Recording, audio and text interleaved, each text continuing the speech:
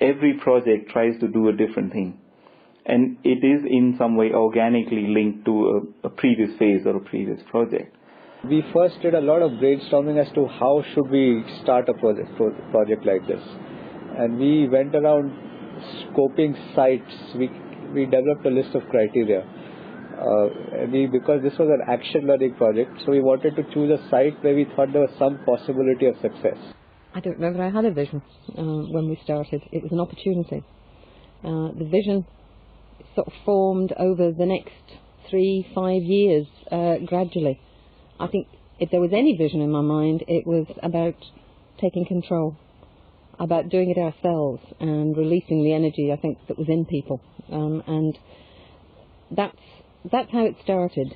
I think part of what you have to do is to listen to the voices that you hear out with the traditional forestry sector, and that if you look at the way the environmental movement's changed in Scotland and Britain, and also the way the people agenda has become much more important, you have to be aware of what people outside in pressure groups or NGOs are saying, and to start to sort of take an interest in new ideas that are coming along. I think fundamentally it was an adaptive process, that we would discover new things and the field team would discover new things, and then we would talk and say, okay, how do we deal with this issue?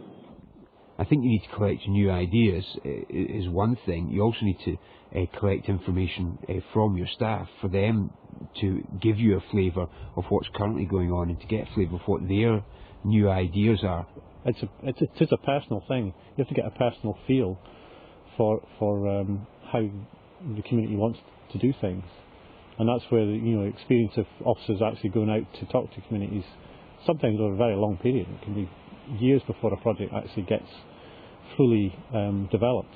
You want all staff of a department which is at the receiving end of a donor project to fully understand what is their role, what is this project all about, what are its objectives. Often this is seen as a concurrent activity. You immediately start implementation and you hope that people will understand as time goes along. Realistically, what actually happens is it takes anything up to about 2 years because projects come with complex objectives and expectations.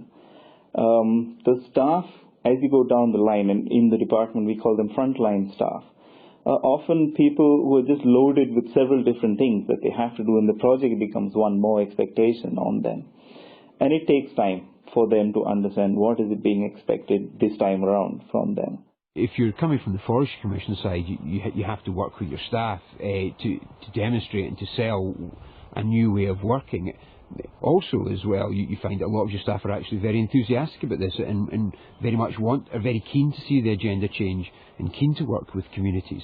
And you have to take your time and work with communities, and it can be quite time consuming working with community groups. They're doing stuff in their own time. They also have to go follow a certain process to decide what it is they want. Going there, just meeting them, conducting meetings off and on.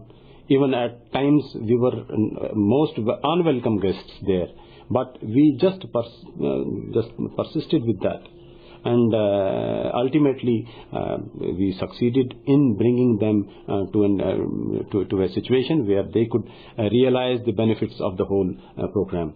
We had feasibility studies done on the 4 sites we want to buy, and we held meetings to inform people on that. And the consultants who did the later feasibility studies actually met with different groups, and I suggested that they include people like the mums and toddlers, because of course although they may have to be at home just now with their small children, by the time all this comes on stream 5 years down the line, they may be looking for more things to do locally without having to travel, which is a big issue. Well, you have to deal with the community as a community. And one of the issues was that sometimes the community group is not very representative, the kind of management group which is elected. A few very vociferous opponents can actually colour the whole scene. Well, actually, if you step back and you listen and you talk quietly to lots of other people, say, "Oh, that's really good." We'd like to speak to everybody, but often these projects are steered by quite a small group in a community, and one of our functions is to make sure that they consult properly with the wider community. Whenever you go in with any kind of an idea to a community, and you're selling an idea, or you're selling a product, or you're selling a process to them, you're going to change the equations within the community. And the communities have got used to people coming from outside and how to deal with them so that their own interests are taken care of. People rather have been used to some sort of working, a typical kind of working in the whole state or in the project area, and for the last 50 years almost, the departments have been, the government agencies have been at the helm of affairs, and people have also been depending and relying a lot on the government agencies. So that psychology was really a big challenge for us to change that psychology. Someone who's already well off, and if they can capture a lot of a new resource which comes into the village, then people who are not well off will not like that.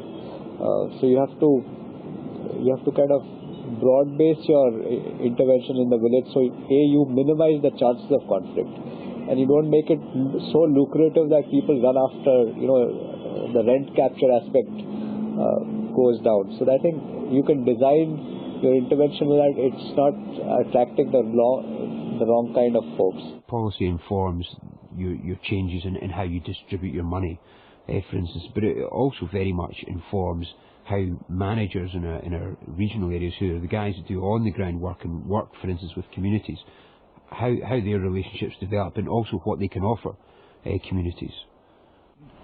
We try not to influence what communities want to do.